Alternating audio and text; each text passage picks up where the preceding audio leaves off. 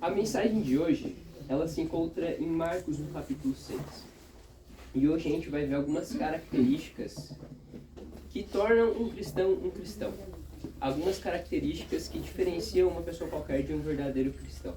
Mas antes de a gente começar essa mensagem, vamos iniciar com mais uma oração? Pai querido, Pai amado, muito obrigado por esse momento que nós estamos tendo aqui, por esse momento de compartilhar a Tua palavra, que realmente o Teu Santo Espírito esteja sobre nós e não seja eu falando aqui, Pai. Que o Senhor abra nossa mente para o nosso entendimento, e que para o Teu entendimento, e que o Senhor esteja conosco agora, nos abençoando, nos guiando, e que tudo que a gente possa aprender aqui, a gente possa aplicar em nossas vidas, Pai. Amém. Nós te pedimos tudo isso e te agradecemos por Jesus. Amém. Amém. Então, Marcos no capítulo 6... Se você trouxe a Bíblia, se quiser abrir no celular também.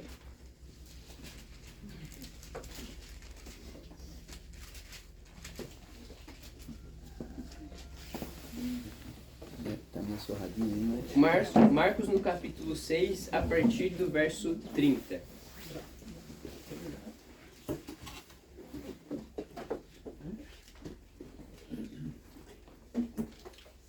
Marcos capítulo 6, verso 30. Todo mundo conseguiu encontrar?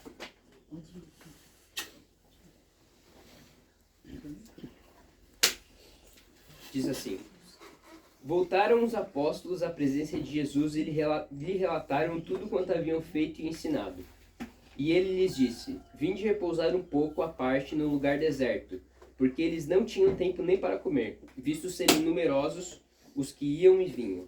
Então foram sós no barco para um lugar solitário. Muitos, porém, os viram partir e, reconhecendo-os, correram para lá a pé, de todas as cidades, e chegaram antes deles. Ao desembarcar, viu Jesus uma grande multidão, e compadeceu-se deles, porque eram como ovelhas que não têm pastor, e passou a ensinar-lhes muitas coisas. Em declinando a tarde, vieram os discípulos a Jesus e lhes disseram: É deserto esse lugar e já avançada a hora. Despede-os, para que, passando pelos campos ao redor e pelas aldeias, comprem para si o que de comer. Porém ele lhes respondeu: Dá-lhes vós mesmo de comer. Disseram-lhe: Iremos comprar 200 denários de pão para lhes dar de comer? E ele, Jesus no caso, lhes disse: Quantos pães tendes? E de ver. E sabendo, eles responderam: 5 pães e 2 peixes. Então Jesus lhes ordenou que todos se assentassem em grupos sobre a relva verde. E o fizeram, repartindo-se em grupos de 100 e 50 em 50. Tomando ele os 5 pães e os 2 peixes, erguendo os olhos aos céus, abençoou, e partindo os pães, deu aos discípulos para que os distribuíssem, e por todos repartiu também os peixes. Todos comeram e se fartaram. E ainda recolheram 12 cestos cheios de pedaços de pão e de peixe. Os que comeram dos pães eram 5.000 homens. Jesus aqui, ele está recebendo os discípulos depois de uma viagem que eles acabam fazendo. E eles falam assim: olha, a gente está muito cansado, vocês estão cansados depois da viagem, vamos pegar o barco e vamos para o outro lado do mar da Galileia para que a gente possa descansar um pouco, estar sós. E eles pegam esse barco, mas a multidão continua acompanhando eles. E quando eles desembarcam, a multidão ela já estava lá. E Jesus acaba se compadecendo e cura as pessoas e prega para as pessoas. Só que a noite está caindo. E aquelas pessoas precisam se alimentar. E os discípulos falam para Jesus assim: olha, despede eles para que eles possam ir nas aldeias comprar o que de comer, porque senão eles vão passar fome. Jesus disse: não, por que vocês não dão para eles de comer? E eles perguntam: mas como, a gente vai pagar, a gente vai comprar pão para todo mundo? E Jesus diz: não, vê quanto alimento vocês têm aqui. E eles chegam com 5 pães e 2 peixes. E Jesus aqui, ele faz um dos seus primeiros milagres. Ele multiplica pães e peixes para mais de 5.000 pessoas. Os evangelhos, 3 deles são considerados como os evangelhos sinóticos, que são os evangelhos de Mateus, Marcos e Lucas. Por que eles são considerados sinóticos? Porque esses 3 evangelhos, eles têm praticamente as mesmas histórias em grande parte deles, na mesma sequência e muitas vezes com a mesma estrutura de palavras. O evangelho de João, ele também conta da história de Jesus, só que ele é um pouco diferente porque ele conta algumas outras histórias. Mas é interessante que essa história em específico, esse milagre que a gente encontra aqui, é o único milagre que está relatado em todos os 4 evangelhos. Todos os 4 evangelhos contam da história de Cristo, mas essa é a única história que está nos 4 evangelhos. E apesar disso, essa multiplicação dos pães e peixes, ela não é a única multiplicação na Bíblia. Muitas pessoas acreditam que essa é a única multiplicação. Só que se a gente vai no capítulo 8, a gente vê que Jesus ele realiza esse milagre novamente. Então, durante o ministério de Jesus, relatado aqui na Bíblia, a gente encontra 2 vezes que Jesus multiplica o alimento. Mas entrando aqui no início da história, vendo quais que são as características de um verdadeiro cristão, eu quero voltar com vocês aqui no primeiro verso, no verso 30. Diz assim: voltaram os apóstolos à presença de Jesus e lhe relataram tudo quanto haviam feito e ensinado. Quando a gente retorna um pouco mais no capítulo 6, a gente vê que essa é a primeira vez, se a gente voltar no capítulo 6, no verso 7, vocês não precisam voltar, mas a gente vê que essa é a primeira vez que Jesus envia os discípulos para longe. E a palavra apóstolo, ela é diferente da palavra discípulo, porque discípulo significa aquela pessoa que segue o mestre, que está aprendendo, mas apóstolo significa enviado. Então, nos evangelhos, antes da morte de Jesus e do envio deles, os discípulos, essa é a única vez que um evangelho retrata os discípulos chamados de apóstolos, como a gente vê no versículo 30, porque eles estavam retornando de uma viagem missionária. Jesus envia eles como um treinamento, para eles pregarem e para eles curarem pessoas também. Então, eles estão retornando talvez de uma viagem longa e uma viagem muito cansativa. E aqui no verso 30 é interessante que diz que quando eles voltam, eles relatam tudo o quanto haviam feito e ensinado. 2 coisas aqui. Primeiro, aqui diz que eles relatam o que eles haviam feito e depois o que eles haviam ensinado. Então a gente percebe que primeiro os discípulos eles faziam e depois eles ensinavam. A gente vê isso no ministério de Jesus também. Na maior parte das histórias que ele entra em contato pessoal com as pessoas, essas histórias, Jesus primeiro ele atende às necessidades físicas das pessoas para depois ele pregar. E muitas vezes ele nem precisa pregar, a pessoa se converte somente pelos atos de Jesus, pela maneira dele de viver. A gente vê, por exemplo, como Zaqueu. Tudo que Jesus pede é para Zaqueu descer da árvore. E Zaqueu desce e ele tem uma conversão verdadeira. Ele diz, olha, se eu roubei alguma coisa, eu vou dar em dobro, eu vou devolver para as pessoas. Então Jesus, ele primeiro atendia as necessidades das pessoas. É que a gente vê que os discípulos, eles seguiam esse exemplo de Jesus. Eles primeiro buscavam atender essas necessidades físicas que as pessoas tinham. E depois eles pregavam o evangelho. Só que quando a gente continua, aqui no final, diz que eles relataram para Jesus, no final do verso 30. Só que eu pergunto para vocês, a gente tem o conhecimento de que Jesus ele também era Deus. Como diz em João, no capítulo 1, verso 1, no princípio era o Verbo estava com Deus e o Verbo era Deus. Tudo foi feito por intermédio dele, e sem ele nada do que foi feito se fez. Jesus é o Criador do universo, Jesus é o Criador do tempo. Foi Jesus que estava lá no jardim do Éden esculpindo Adão e Eva. Era Jesus que estava caminhando com eles no Éden. E Jesus, ele tem todas as características, os atributos divinos do próprio Pai. Ele é onisciente, ele sabe de todas as coisas, ele é onipotente, ele pode todas as coisas, e ele é onipresente, ele está em todos os lugares ao mesmo tempo. Só que no momento em que ele se esvazia da divindade, ele se transforma no ser humano, e ele reveste a divindade dele com o corpo humano, alguns atributos dele, ele não pode mais usar. Ele não está mais em todos os lugares ao mesmo tempo quando ele está aqui na Terra. Mas ele ainda continua sabendo de todas as coisas. A gente vê isso, por exemplo, no momento da Páscoa, da última celebração dele da Páscoa, ele está com os discípulos, ele fala assim, olha, um de vocês vai me trair. E os discípulos, alguns deles chegam e perguntam para Jesus, sou eu, sou eu, sou eu? E quando Judas pergunta para ele, Senhor, sou eu que vou te trair? Jesus diz assim, tu dizes. Então Jesus ele já sabia da traição de Judas. Ele já sabia que Judas entregaria ele para os romanos. Ele já sabia de tudo.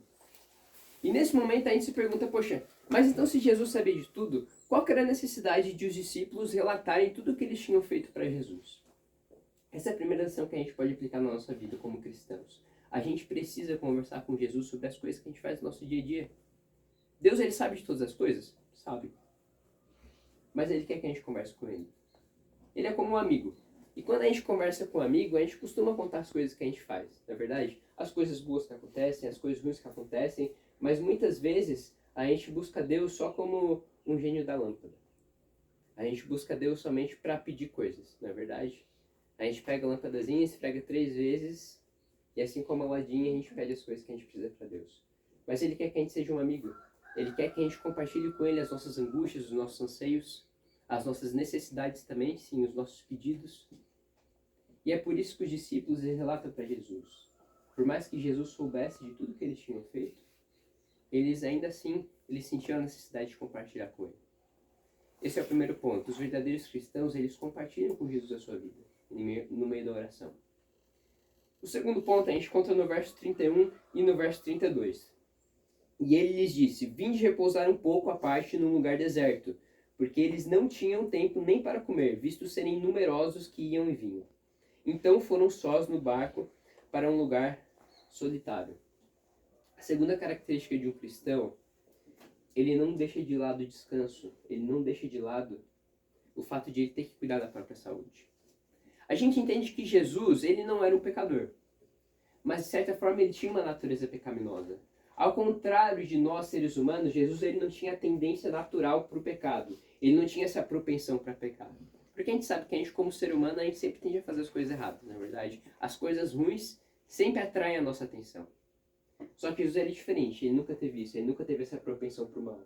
Mas apesar disso, ele tinha uma natureza pecaminosa. Por quê? Porque ele sentia fome, ele sentia frio, ele sentia cansaço, ele sentia sede. Jesus, ele tinha todos esses atributos que Adão e Eva começaram a sentir depois que o pecado entrou na vida deles, depois que eles foram expulsos do jardim do Éden. Porque Jesus, ele tinha essa natureza pecaminosa também. E Jesus, ele também tinha essa necessidade de descansar. Por mais que ele fosse o próprio Deus, como ele estava num corpo humano, ele tinha essa necessidade de descansar. E era isso que Jesus estava chamando os discípulos para fazerem. Então a gente se pergunta, se o próprio Cristo, ele precisava descansar, que ele era Deus, quem somos nós para não descansarmos também, não é verdade? Então Jesus, ele buscava ter uma boa noite de sono, ele buscava ter um contato pessoal com Deus. E nesse momento eles se retiram para um lugar isolado. E aqui, muitas vezes, da nossa vida, a gente acaba se preocupando mais com outras pessoas ou com outras coisas do que com nós mesmos. A gente se preocupa mais com a nossa empresa, a gente se preocupa mais com o nosso trabalho, a gente se preocupa mais com o dinheiro, a gente se preocupa muitas vezes mais com a família, e isso é interessante, mas se a gente busca a nossa família, cuidar da nossa família, a gente se esquece da nossa saúde, de nada adianta. Quando a gente vai viajar de avião, é interessante que quando a gente entra um pouco antes de o avião decolar, as comissárias de bordo, os comissários de bordo, eles se posicionam no corredor e eles explicam o que você tem que fazer numa situação de emergência. Eles falam, olha, no caso de despressurização, máscaras de oxigênio vão cair do teto. E no momento que elas caírem, primeiro coloque a máscara em você e depois coloque nas outras pessoas. Porque muitas vezes no desespero de salvar outras pessoas, a gente acaba se perdendo no processo. E é por isso que quando acontece alguma coisa dessa no avião, a gente precisa primeiro colocar a máscara na gente, porque assim a gente consegue sobreviver e ainda ajudar outras pessoas que estão do nosso lado. Mas se a gente se preocupa mais com as coisas ao nosso redor, a gente acaba se esquecendo que a gente precisa se alimentar bem, que a gente precisa dormir bem, que a gente precisa cuidar da nossa saúde física, mental e espiritual, a gente acaba não sendo cristão por completo, porque tudo isso está ligado. A gente fala que é um tripé: saúde física, mental e espiritual. Se um desses pés está cortado, ele cai. E todos os outros vão juntos. Então a gente precisa cuidar da nossa saúde. Essa é a segunda característica de um cristão. Ele cuida da sua saúde. Ele cuida do seu próprio ser. E a terceira característica, no verso 33 e no verso 34. Muitos, porém, os viram partir e, reconhecendo-os, correram para lá, a pé, de todas as cidades, e chegaram antes deles. Ao desembarcar, viu Jesus uma grande multidão e compadeceu-se deles, porque eram como ovelhas que não têm pastor. E passou a ensinar-lhes muitas coisas. O Mar da Galileia é muito extenso, mas é muito provável que nesse momento em que os discípulos eles pegam um barco juntamente com Jesus e eles buscam ir para a direção de Betsaida, que no Evangelho de Lucas fala que eles estavam indo para lá, eles foram costeando a margem do Mar da Galileia. E por isso que as pessoas viram e tinham uma noção de para onde Jesus estava indo com os discípulos. E nesse momento eles vão correndo. Eles têm uma sede por Jesus. E eles passam pela cidade e eles vão anunciando que o próprio Cristo estava ali. E essa multidão ela vai aumentando cada vez e cada vez e cada vez mais. Tanto que muitas pessoas chegam antes mesmo de Jesus e os discípulos no seu destino final. Eles já sabiam para onde Jesus estava indo. Essa é a terceira característica de um cristão. Os cristãos, eles têm sede por Jesus. Eles têm sede por Jesus. Eles têm um anseio por conhecer Jesus. E é interessante que muitas das pessoas que estavam lá, elas estavam lá por interesse. E quando eu era criança, eu nunca gostei muito de ir à missa nem de ir para o culto, nem de ir para a igreja. porque eu achava algo monótono, algo muito chato. E eu não gostava, minha mãe me acordava às vezes no sábado de manhã para ir na igreja e falava assim, ai mãe, eu não quero ir, hoje eu não quero ir. E inventava 1001 desculpas para não ir na igreja.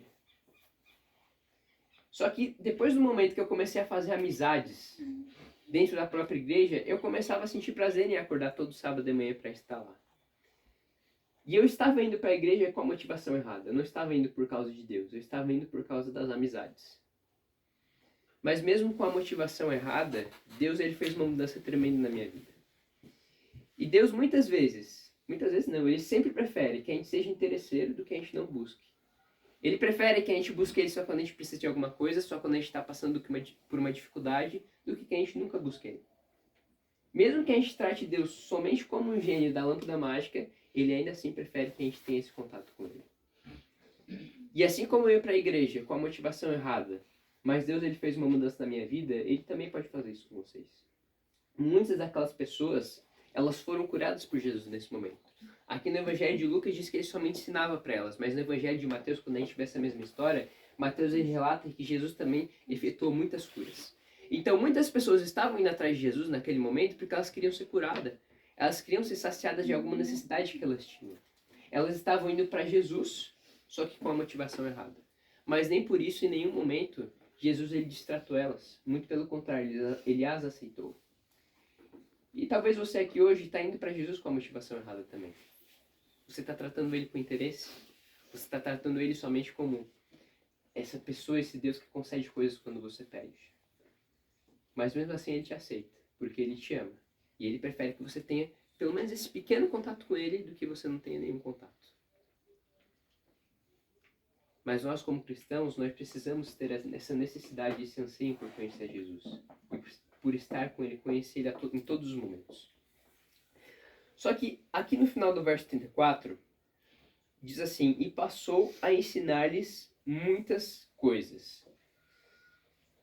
Jesus que ensina para as pessoas sobre ele mesmo.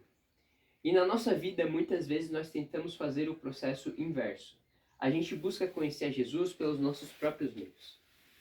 Só que a gente precisa entender que é o próprio Deus que se revela para nós. Era o próprio Cristo que falava dele mesmo para os discípulos naquela época. E para as outras pessoas também. E se a gente buscar conhecer a Deus pelos nossos próprios esforços, a gente nunca vai conseguir conhecer ele verdadeiramente. Porque é ele que se apresenta para nós. Então a gente precisa primeiro orar para Deus, orar para o Espírito Santo nos conduzir sempre, para que a gente possa conhecer ele mais e mais. Mas a gente precisa ter essa sede. E essa é a terceira característica de um cristão. A quarta característica, agora um pouquinho mais longo, dos versos 35 até o verso 38. Em declinada tarde vieram os discípulos a Jesus e lhes disseram: És deserto esse lugar e já avançada a hora. Despede-os para que, passando pelos campos ao redor e pelas aldeias, comprem para si o que comer.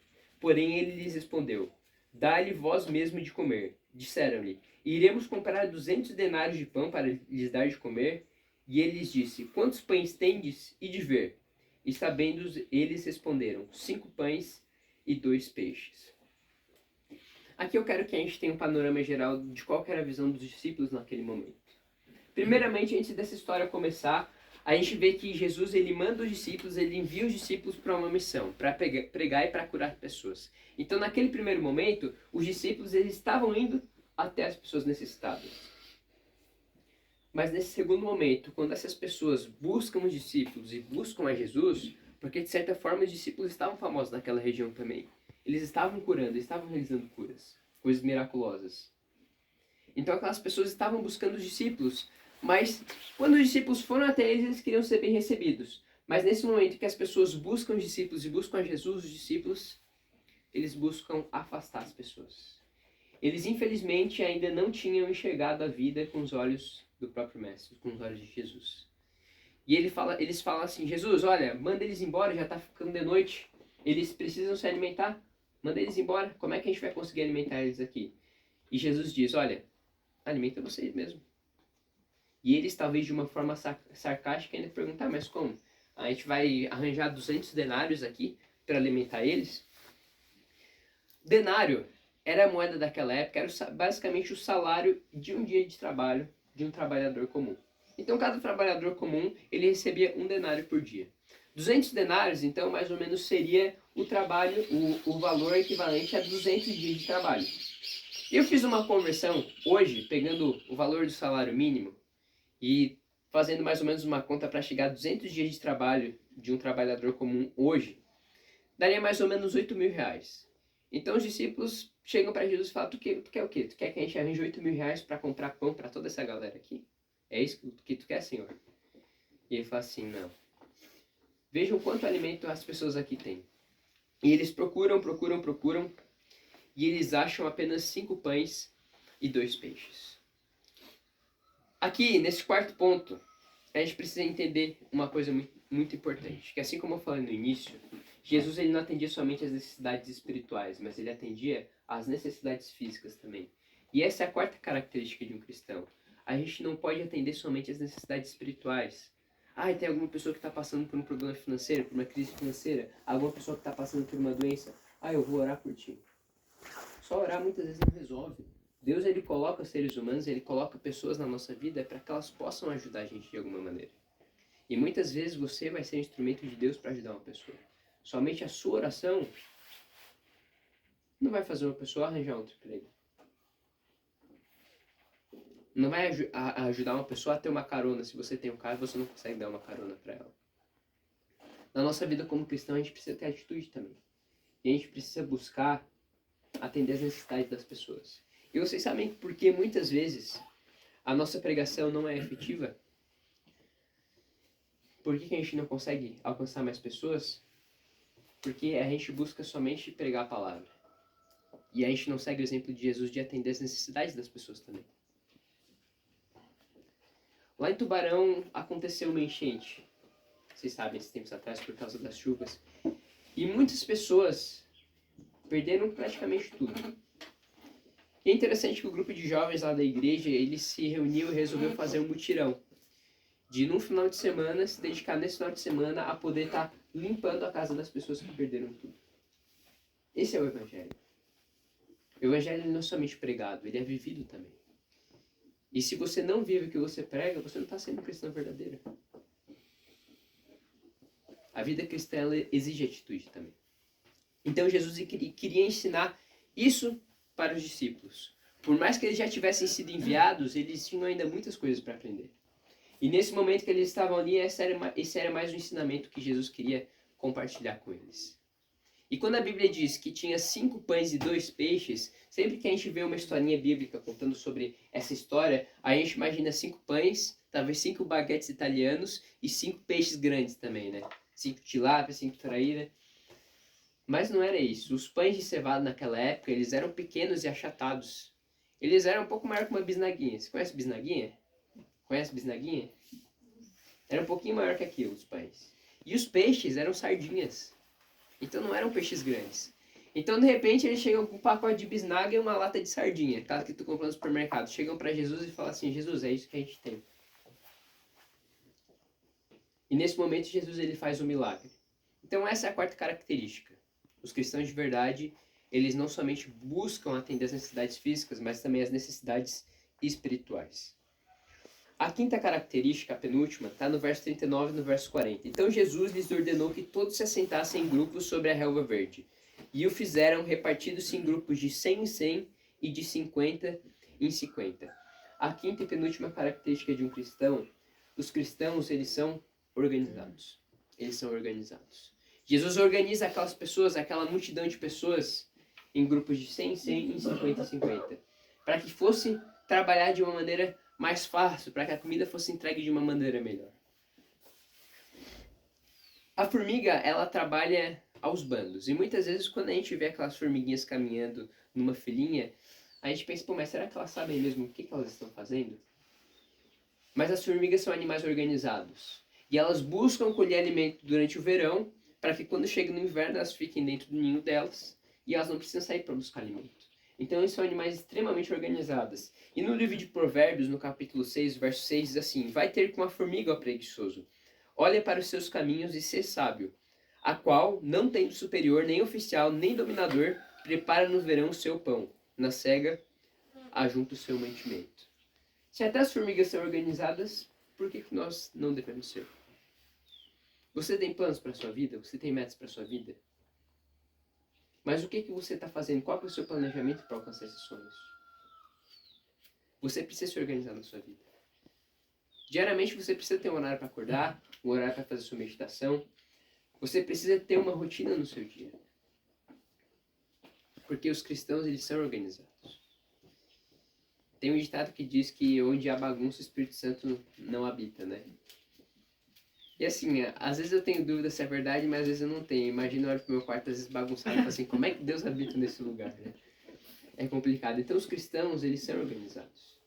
Imagino que na vida de Jesus, quando ele dormia lá na casa de Pedro, ele tinha um quartinho dele, o quartinho dele era organizado. Ele sempre foi organizado, sempre foi muito bem educado pelos seus pais. Então os cristãos são organizados. E a sexta e última característica de um cristão está nos últimos versos, verso 41 até o verso 44. Tomando ele os 5 pães e os 2 peixes, erguendo os olhos ao céu, os abençoou, e partindo os pães, deu-os aos discípulos, para que distribuíssem, e por todos repartiu também os 2 peixes. Todos comeram e se fartaram, e ainda recolheram 12 cestos cheios de pedaços de pão e de peixe. Os que comeram dos pães eram 5.000 homens. No começo do texto a gente viu que Jesus, ele vai junto com os discípulos para um lugar deserto. Então eles estavam longe de cidades, longe de vilarejos. Mas se talvez aquelas pessoas fossem dispensadas naquela hora, elas ainda poderiam chegar aos vilarejos e elas poderiam comprar alimento. Só que era muito difícil que um vilarejo que na época no máximo tinha 3.000 pessoas conseguisse alimentar talvez 5, 6, 7, 8.000 pessoas que estavam ali junto com Jesus. Então mesmo que eles fossem dispensados naquela hora, eles ainda passariam fome, porque no lugar onde eles fossem, eles ainda não teriam alimento suficiente para eles. E é interessante que a palavra partiu no verso 41, tomando ele os 5 pães e 2 peixes, erguendo os olhos ao céu, os abençoou, e partindo os pães, deu-os aos discípulos. Essa palavra partindo, ela está no passado. Então, Jesus ele parte os pães, só que quando fala aqui que ele dá aos discípulos, deu-os aos discípulos, está no grego aoristo. Isso significa que é um ato contínuo. Então Jesus ele não simplesmente parte o pão e ele entrega para os discípulos, eles vão distribuindo, e miraculosamente vai saindo de uma bandeja, vai saindo da sacola onde eles estavam entregando, do cesto, vai surgindo mais pães e mais peixes. Não. Jesus, ele ia partindo pão e peixe e ele mesmo ia dando para os discípulos. Isso era um ato contínuo. O milagre estava sendo realizado da própria mão de Jesus. Jesus partia o pão e peixe e ia entregando para os discípulos e eles iam entregando para a multidão. Então o milagre estava sendo realizado pelo próprio Cristo, na mão dele. Ao contrário do que muitos pensam, não apareceu miraculosamente no cesto. Não, o próprio Cristo estava fazendo isso com as próprias mãos. Só que no último verso, a gente vê que Jesus fez isso para mais de 5.000 pessoas. Isso só contando os homens, tirando mulheres e crianças. É muito provável que a multidão fosse mais de 10.000 pessoas ajuntada ao redor de Jesus. Você sabe o que é 10.000 pessoas? 10.000 pessoas é um estádio de futebol. Um estádio de futebol andando, caminhando ao lado de Jesus e com uma sacolinha de bisnaguinha e uma latinha de sardinha, Jesus alimenta todos eles. Nós não somos produtores de bênçãos, mas nós somos distribuidores. Só que a bênção ela não ficou somente com os discípulos, mas ela foi compartilhada com todas as pessoas. E a gente vê que no verso 43 diz assim, e ainda recolheram 12 cestos cheios de pedaços de pão e peixe. Os discípulos eram como garçons. Jesus ia lá e entregava comida para eles e eles distribuíam para o povo. E esses garçons receberam uma gorjeta. Eram 12 discípulos, 12 apóstolos, e receberam 12 cestos cheios de pães e peixes. Cada discípulo recebeu uma gorjeta. Uma comida talvez para o restante da semana, para o restante do mês, eles receberam. E quando a gente entrega as nossas coisas na mão de Deus, quando a gente busca usar tudo que Ele dá pra gente para abençoar outras pessoas também, Ele multiplica as bênçãos. Deus ele não quer que você dê tudo para as pessoas e fique pobre. Mas sempre que você tiver a oportunidade de ajudar alguém, pode ter certeza que por você fazer uma boa ação, nunca vai te faltar. E muito pelo contrário, Deus ele vai te abençoar cada vez mais. O nosso objetivo como cristãos é atender às necessidades físicas também. E por atender às necessidades físicas, isso muitas vezes quer dizer que a gente precisa tirar alguma coisa do nosso bolso para dar para as outras pessoas. Eu sempre tenho costume, não importa quem seja, eu paro no sinal, se a pessoa pede dinheiro pra mim, eu dou. Mas as pessoas perguntam, mas tu não sabe o que a pessoa vai fazer com o dinheiro? Eu não sei. Mas a minha parte eu tô fazendo. Agora, o que ela vai fazer é problema dela. Então, muitas vezes, como cristão, a gente vai ter que tirar do nosso próprio bolso para abençoar outras pessoas também. Mas todos comeram e se fartaram, diz assim no verso 42. Todos comeram e se fartaram. Esses pães e esses peixes eram um alimento comum do pessoal mais pobre, né? Do pessoal mais carente daquela época. Esse alimento comum deles, carne, era coisa rara, era somente nas grandes festas que tinha carne. Geralmente o alimento diário deles era pão e peixe. E por mais que fossem pães pequenos e peixes pequenos, todos eles comeram e se fartaram. E do que tu tem fome e sede hoje? Você tem fome e sede de um emprego melhor? Você tem fome e sede de Jesus? Você tem fome e sede de que a sua família seja mais unida? Você tem fome e sede de que sua vida seja mais calma, mais tranquila, sem passar por tantos problemas? Eu sei que todo mundo aqui tem necessidade de alguma coisa. E Jesus está prontinho aqui para atender a necessidade de cada um de vocês, se for de acordo com a vontade dele. 5.000 homens, sem contar mulheres e crianças, foram alimentados. E para a gente caminhar para o final desse sermão, em 1950, o Dr. Kurt Richter, ele fez um experimento com balde, água e ratos. Eu acho que ninguém aqui gosta de rato não, né? O animal meio nojento. Mas esse experimento que ele fez, por mais que tenha sido com ratos, não foi uma coisa legal. Mas esse experimento ele traz algumas lições que a gente pode extrair na nossa vida hoje. Essa sexta e última característica dos cristãos é que eles têm fé de que Jesus ele pode realizar milagres. Eles têm fé de que se Jesus cria o mundo, se Deus ele cria o mundo em 6 dias, não há nada que ele possa fazer na nossa vida que a gente não consiga, que a gente não possa obter.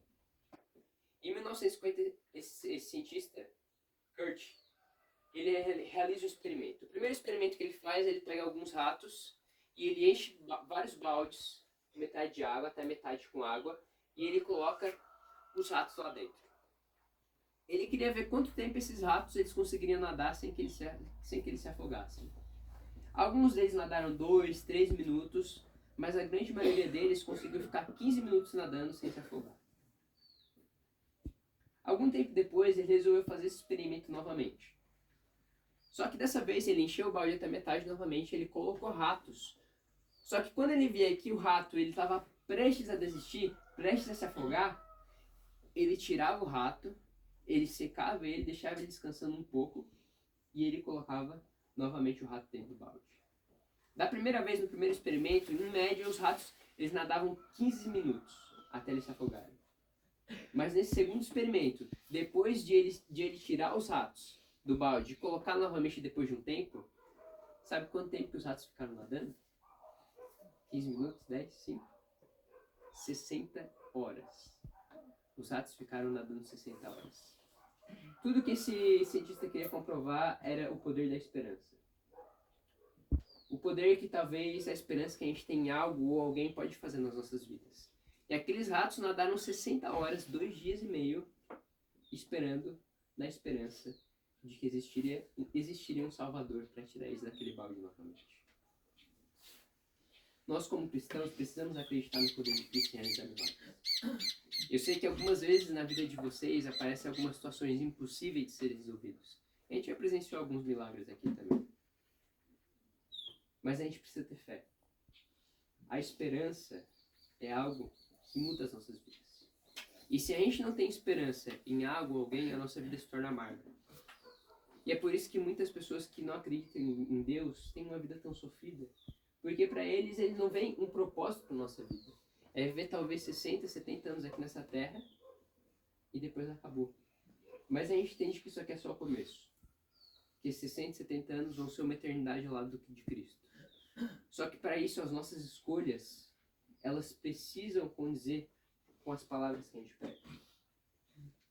Muitas vezes vai ser difícil a gente tomar a escolha certa. Mas a gente precisa entender que uma vida pequena aqui na terra ela não se compara a uma eternidade que tem lá no céu. Então todas as nossas escolhas devem ser baseadas no futuro que a gente está por ver, no reino de Deus que a gente está por ver. A gente sabe que a gente já consegue viver esse reino aqui nessa terra, mas o reino por completo, sua glória completa, a gente só vai ter lá no céu. Então que hoje você possa ter isso em mente. As características que diferenciam um verdadeiro cristão. Eles compartilham seus feitos com Jesus, não deixam de lado o cuidado pessoal com a sua saúde, com a sua vida, têm sede por Jesus, eles não dão somente o alimento espiritual, mas também o alimento físico para as pessoas, eles são organizados e eles acreditam no poder de Jesus para realizar milagres. Do que você precisa na sua vida hoje? Você sabe? Você está buscando a Jesus? Você está compartilhando com Ele as suas necessidades? Que as nossas escolhas elas possam ser realmente um reflexo da pessoa que a gente diz ser. E que a gente se prepare hoje para a gente ir para um lugar melhor que já está reservado para a gente desde antes da criação do mundo. Amém? Amém.